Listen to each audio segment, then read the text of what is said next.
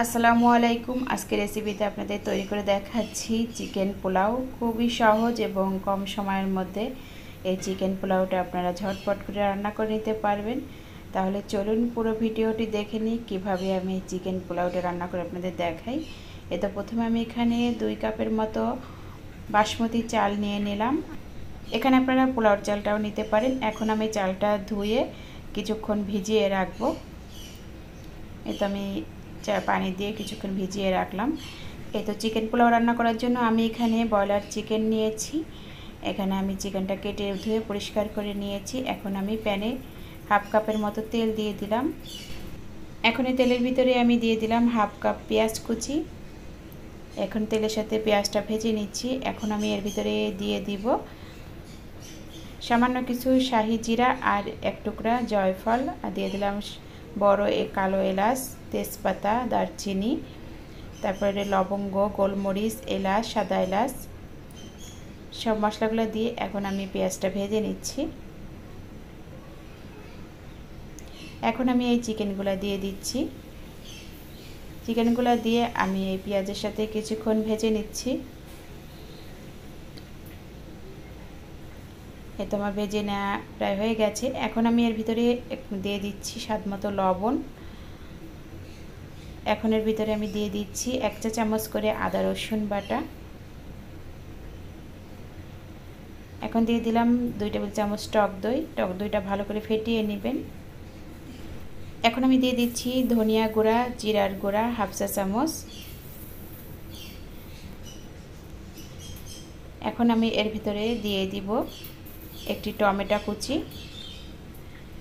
সেই সাথে দিয়ে দিচ্ছি ধনিয়া পাতা কুচি আর কাঁচামরিচ কুচি করে নেওয়া। এখন আমি এই চিকেনটার সাথে মশলাটা ভালো করে এখন কষিয়ে নিচ্ছি।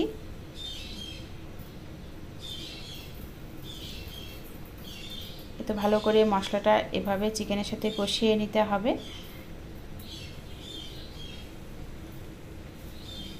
ভালো করে নেড়ে চেড়ে এখন আমি চিকেনটা রান্না করে নিব।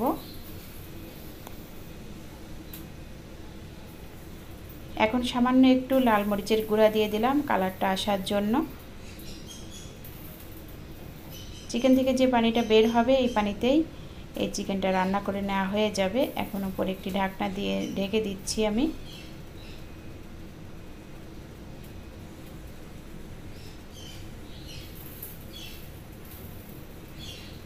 তো ঢাকনা দিয়ে ঢেকে আমি কিছুক্ষণ চিকেনটা রান্না করে নিব। তো আমার এখানে চিকেনটা রান্না করে নেওয়া হয়ে গেছে। এখন আবার আমি ভালো করে নেড়ে চেড়ে দিচ্ছি। এখন আমি আগে থেকে যে ভিজিয়ে রেখেছিলাম বাসমতি চালটা ওইটা দিয়ে দেব। দিয়ে এখন এই যে ভালো করে চিকেনের সাথে মিশিয়ে নিলাম। নিয়ে এখানে আমি 1 টেবিল চামচ গুঁড়া দুধ দিয়ে দিলাম। আর এখানে আমি 5 কাপের মতো পানি দিয়ে দিলাম। এখন ভালো করে নেড়ে চেড়ে আমি এখন এই যে চিকেন পোলাওটা রান্না করে নিব। এখন উপরে আবার আমি ঢাকনা দিয়ে দিলাম, চুলার আঁচটা মিডিয়ামে রেখে। তো আমি এখানে চিকেন পোলাওটা রান্না করে নিলাম।